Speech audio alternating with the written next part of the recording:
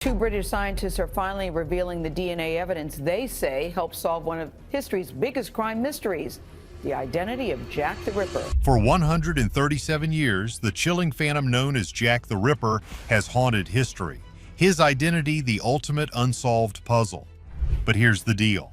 Modern science has cracked it wide open. A scrap of fabric, a shawl recovered from one of the most gruesome crime scenes, the Katherine Eddowes slaying, has just yielded a perfect 100% DNA match. The crazy part is, this revelation changes everything you thought you knew about the Whitechapel nightmare. The silk that held the secret. Edwards knew he needed a scientific miracle. He sought out Dr. Jari Louhelainen, a world-renowned expert whose specialty was extracting and analyzing genetic material from aged, fragile, and often horribly degraded samples. This wasn't a standard, clean forensic job. It was a highly complex challenge involving a 120-year-old piece of silk contaminated by countless hands, years of dust, and the simple passage of time. The sheer difficulty meant that getting any usable genetic evidence would be a monumental achievement. Dr. Louhelainen's team focused their attention on the minute stains embedded deep within the fabric's fibers. Using cutting-edge forensic techniques, they painstakingly pulled out the residual genetic material. Their target was specific: mitochondrial DNA, or mtDNA. This is a crucial detail for two main reasons. First, unlike the regular DNA, which mixes genetic information from both parents, mtDNA is passed down exclusively from a mother to her children. It's an unbroken female line of descent stretching back thousands of years. Second, mtDNA is found in high numbers outside the nucleus of cells, making it much more robust and likely to survive the ravages of more than a century and a third, the perfect genetic time traveler. The very first test was to verify the shawl's history. The scientists tracked down a living descendant of Katherine Eddowes' sister. A sample of her mtDNA was taken and compared to the genetic profile pulled from the bloodstains on the shawl. The result was a complete 100% match. Wow factor. The odds of this match occurring randomly are considered astronomically small, effectively proving that the shawl was genuinely present at the Mitre Square crime scene, soaked in the victim's own blood. This validated the artifact's place in history. Following the mtDNA trail, the research team located a living female line descendant of Kosminski's sister. They obtained a genetic sample and put it against the perpetrator's DNA recovered from the shawl. The result was equally astonishing: another 100% mtDNA match. And get this, a further more detailed analysis using another type of genetic marker, which points to male lineage, reinforced the connection. After over a century and a third of global speculation, the science overwhelmingly pointed to Aaron Kosminski.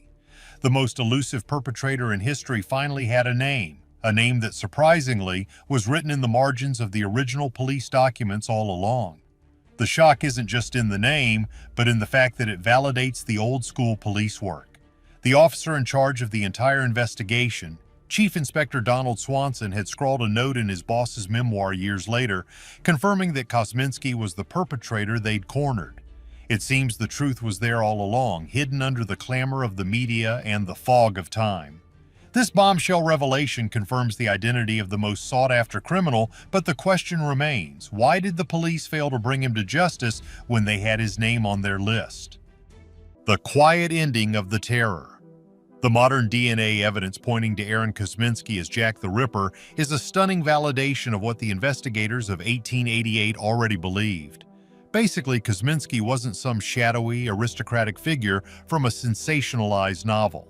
He was a local, a Polish immigrant who had fled to London and was living in the very heart of the Whitechapel district when the slayings happened. He worked as a humble hairdresser, an ordinary trade that gave him easy access to the people and the secrets of the neighborhood. This background flies in the face of the popular myth that the perpetrator had to be a high-ranking person, perhaps a royal, a doctor, or some other elite individual. The crazy part is, his name was not just a side note. To the police, he was suspect number one. Chief Constable Melville McNaughton, a high-ranking officer in the Metropolitan Police Force, famously wrote a confidential memo in 1894. In it, he named three main suspects, and Kosminski was prominently featured. MacNaughton described him as a Polish Jew who had a strong homicidal tendency and was known to be a maniac with a particular hatred toward women. This wasn't speculation, it was the formal internal assessment of the top law enforcement of the era. But the most compelling and chilling piece of police testimony comes from Chief Inspector Donald Swanson, the man who was actually on the ground and oversaw the entire investigation from the beginning. Years after the panic, Swanson acquired a copy of his superior's memoirs. Next to the passage where MacNaughton named his suspects, Swanson scribbled his own annotation in the margin. He wrote that the perpetrator was, without a doubt, Kosminski, the man who was eventually committed to a mental health facility and perished there. What most people don't realize is this handwritten confirmation from the lead investigator serves as a crucial non-public validation of the theory. Kosminski's life story also fits the grim timeline perfectly. He lived in or near the Whitechapel area, the epicenter of the 5 canonical slayings. Witnesses from the time described a person who fit his general description, a man in his 20s or early 30s, short and having a nervous or disturbed demeanor. More significantly, historical records confirm his profound mental disturbance. He was plagued by auditory and visual experiences, a mental state that led to violent rages and an inability to function in society. The ultimate, unavoidable piece of supporting evidence is the sudden, eerie silence that followed the horrific end of the slaying spree. The final, most brutal of the canonical 5, Mary Jane Kelly, was slain on November 9, 1888. And then silence. The terror simply stopped. In 1891, Aaron Kosminski's family, unable to manage his increasingly violent and disturbed behavior, had him formally committed to a series of mental asylums. He was permanently removed from the streets of London and remained institutionalized until his passing years later. So here's the deal. The violence ended precisely when the police's #1 suspect was taken off the streets forever. This circumstantial evidence, the top police suspect, the mental health history, the close proximity to the crime locations, and the matching timeline of the institutionalization and the cessation of the violence creates a powerful, almost undeniable narrative. The DNA simply provided the definitive scientific proof for a conclusion that was already apparent to the investigators who knew the case best. Everyone's obsessed with the glamorous idea of a wealthy, secret perpetrator, but the terrifying truth seems to be far more mundane and tragic. Jack the Ripper was a desperately ill and locally known individual hiding in plain sight among the poverty and chaos of Whitechapel. The authorities had his number, but the lack of modern forensic techniques prevented them from building a case strong enough for a formal court proceeding. His institutionalization, effectively a permanent removal from society, was the closest the era could come to solving the case. The fact that the police believed him to be the perpetrator and the subsequent DNA match closes the historical book. However, the mystery still has dark corners, especially when considering the sheer chaos of the Whitechapel environment that allowed him to operate so brazenly. It's a miracle the old shawl was found and preserved at all. This validated identity forces us to turn our attention away from the grand theories and toward the terrifying reality of the environment that harbored this person. Understanding Whitechapel in 1888 is key to understanding the failure of the police. But what was this nightmare world like, and how could a person with such a clear history of instability go unchecked for so long? Poverty's role in the horror. To grasp how Aaron Kosminski, the man now identified by DNA as Jack the Ripper, was able to evade justice, we have to look past the sensational news reports and into the terrifying reality of Whitechapel in 1888. It's not that simple, though. This wasn't just a place, it was a societal disaster. The London of the time was a tale of 2 vastly different cities. While the wealthy lived in grand homes with gaslight and safety in the West End, the East End, particularly Whitechapel, was a suffocating, diseased, and desperately poor slum. The area was impossibly overcrowded. Wow factor. Estimates suggest that over 900,000 people were crammed into a few square miles. This density created a tangled maze of narrow, winding streets, pitch-dark alleys, and hidden courtyards that were utterly foreign and inaccessible to outsiders, including the police. It was a perfect, chaotic backdrop for a person with a violent disposition to disappear instantly. The environment itself was a powerful accomplice. The air itself was toxic. A thick yellow-brown fog, a mix of river mist and the black coal smoke from thousands of chimneys, blanketed the city for days at a time. This pea-soup fog was so dense that a person sometimes couldn't see anything clearly even a couple of feet away. For a perpetrator, this natural obscurity provided the ultimate cover, guaranteeing privacy for horrible acts and a near-instant escape into the suffocating gloom. The lives of the women who became the Ripper's victims, the canonical five, were defined by a brutal daily struggle for survival. Poverty was a death sentence. Their world revolved around the lodging house or doss house. These were horrific, filthy buildings where people could rent a shared bed or sometimes just a few feet of floor space for a meager few pennies, known as doss money. Missing that few cents meant facing a cold, dangerous night sleeping in a doorway or an alley, a risk none of them could afford to take. This desperation is what made them so vulnerable. What most people don't realize is the victims were not the young, glamorous figures often portrayed in fiction.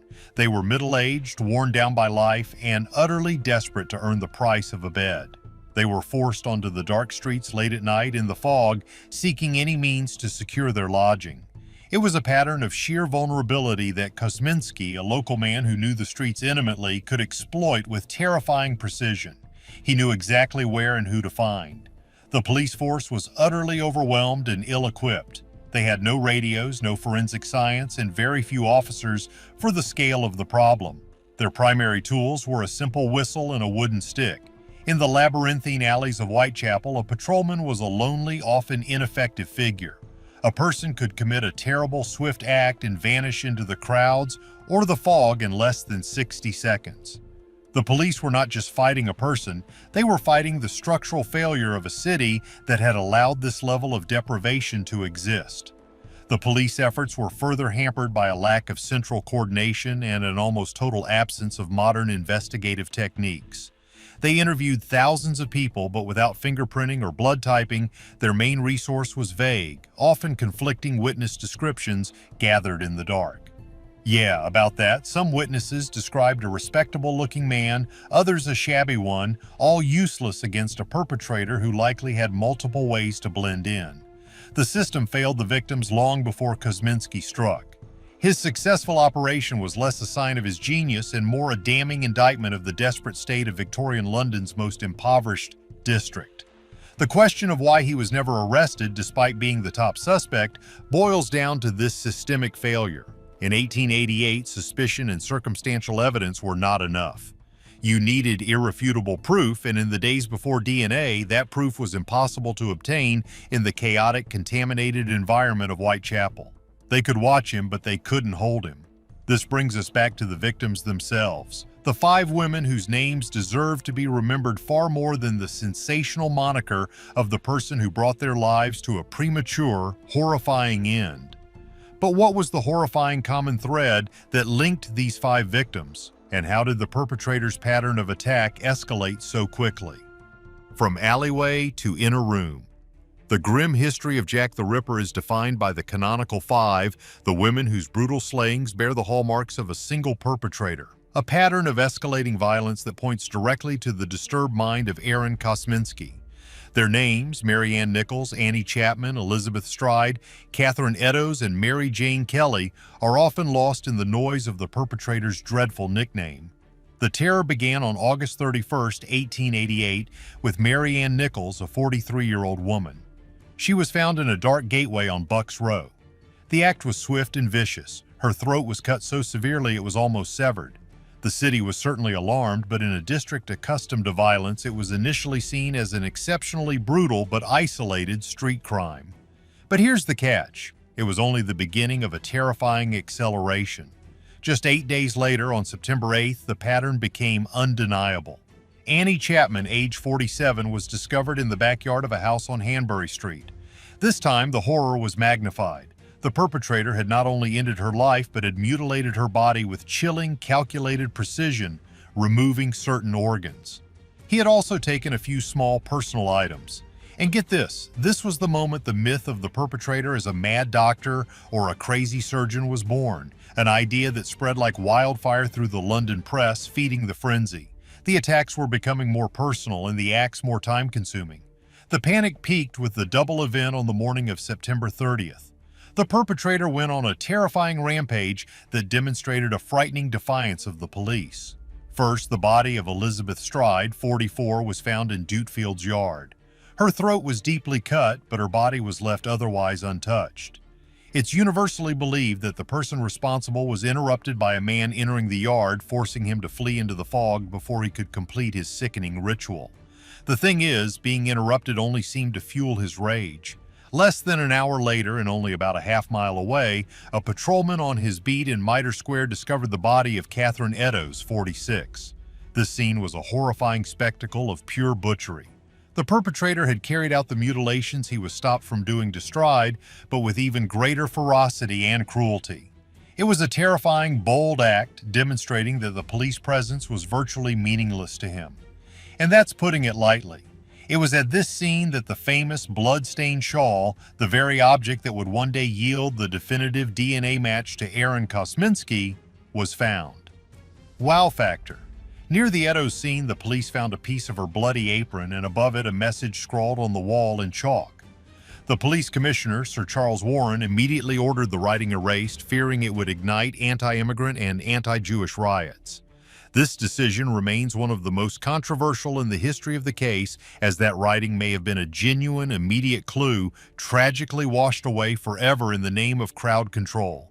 The panic was so great it destroyed the evidence. The final, ghastly climax occurred on November 9th with the slaying of Mary Jane Kelly. At 25, she was significantly younger than the previous victims, and crucially, she had her own small, miserable room in Miller's Court. This meant the person responsible was not operating in a dark, open alley, but indoors. He had privacy. He had time. The scene found the next morning by the landlord was beyond description. Seasoned police officers, men hardened by the brutal reality of Whitechapel, were physically sick.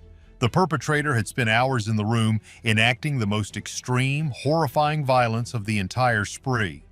This level of extreme violence and mutilation happening behind a locked door with hours of uninterrupted time marks the peak of the perpetrator's compulsion. The sudden silence following Kelly's slaying, 3 years before Kosminski's official commitment, remains the most powerful circumstantial link.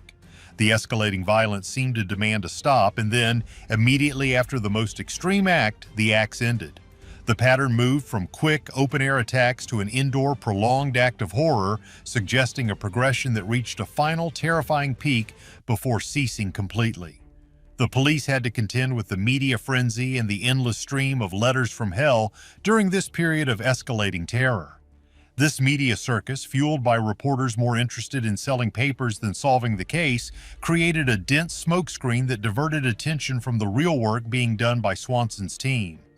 The question that echoes from this terrifying spree is, why was the focus of the investigation so easily swayed by sensationalism when the most likely person, Kosminski, was right under their noses? The final contradiction in the science. The narrative surrounding the Jack the Ripper case is a tragic blend of real horror and media-fueled myth, a chaotic environment that effectively protected the real person, Aaron Kosminski, even while he was under police suspicion. Everyone's obsessed with the famous letters the perpetrator supposedly sent, but these communications were one of the biggest roadblocks to solving the case. The legend of Jack the Ripper was actually born when the Dear Boss letter arrived at a news agency. Signed with the now infamous nickname, it taunted the police and promised more dreadful acts. And that's putting it lightly. It became an instant global sensation. It was reprinted in every newspaper, creating a media frenzy that eclipsed the actual investigation. But here's the deal, nearly all experts agree that this, and most of the hundreds of other letters that followed, were completely fake, likely written by a savvy journalist to sell more papers. This fabricated celebrity status sent the police on a relentless, decades-long wild goose chase, chasing thousands of false leads and copycat claims, distracting them from the solid police work pointing to Kosminski. The lack of modern forensic tools further complicated matters, turning potential evidence into lost opportunities. It's not that simple, though. When a victim's body was found, the crime scenes instantly became contaminated. Crowds of onlookers, neighbors, and frantic reporters would rush in, trampling over crucial evidence within minutes. The police had no concept of modern crime scene preservation. The most frustrating example, as mentioned before, was the scrawled message near the Katherine Eddowes scene. Whether it was written by the perpetrator or a concerned citizen, the erasure of the message by Police Commissioner Warren out of fear of sparking civil unrest remains the most glaring example of evidence lost to poor management and the social fears of the era. They literally washed away a key clue. While the public was distracted by the media's fictional Ripper, who was a suave, untouchable phantom, the actual police investigators, like Chief Inspector Donald Swanson, were quietly focusing on their local suspects. They knew Kosminski was unbalanced, lived in the central cluster of the slayings, and had a proven antipathy toward women. He was watched, but the laws of the time demanded more than just a strong suspicion. Without the definitive forensic link we now have, they could not secure a conviction. The closest they got was his family having him removed from society and placed in a facility for the mentally ill, a removal that perfectly coincided with the end of the slayings. This brings us to the ultimate catch with the modern DNA findings: contamination. Yeah, about that. The moment the DNA findings were published in 2019, critics attacked the results. The shawl is 137 years old. It's been handled by police officers in 1888, stored in attics, passed through collectors' hands, and handled extensively by Russell Edwards' team before the lab work. The argument is this: how can the scientists be absolutely certain that the Kosminski mtDNA found on the shawl isn't just a random piece of contamination from one of the hundreds of people who touched it over a century and a third? The researchers defend their findings by pointing to the fact that they found two different types of DNA, one for the victim and one for the perpetrator, and that both matched their respective descendants 100%. The level of degradation also suggested the DNA was ancient and bonded to the old organic stains. Wow factor. They argued that the contamination argument doesn't account for the specificity of the match to one of the original suspects, who was a local man. For the mtDNA from a random person who touched the shawl to also be a 100% match to the female lineage of the police's #1 suspect is simply too far-fetched for a coincidence. However, the scientific debate continues. The methods of extraction and analysis for such degraded 137-year-old DNA are not universally standardized, and some in the academic community continue to call for a more independent, peer-reviewed replication of the results. The crazy part is, the science is compelling, but the final, complete consensus is elusive, mostly due to the sheer age of the evidence. The bottom line is that the combined weight of historical evidence, the police files, the timeline, the suspect profile, and the scientific evidence, the mtDNA on the shawl, points strongly and consistently to Aaron Kosminski. The real breakthrough is not the naming of a new suspect, but the shocking confirmation of an old one. The real mystery that remains is not who he was, but why the world was so ready to overlook the obvious truth in favor of a fantastic lie. The unfinished chapter of history. The shocking revelation that Aaron Kosminski was very likely Jack the Ripper, according to modern DNA technology, brings a strange kind of closure to a case that has spanned 3 different centuries. So here's the deal. The terror of the Whitechapel slayings was stopped not by a formal arrest and trial, but by the quiet intervention of the perpetrator's family. Kosminski's life after the final horrifying slaying of Mary Jane Kelly was a descent into permanent institutionalization.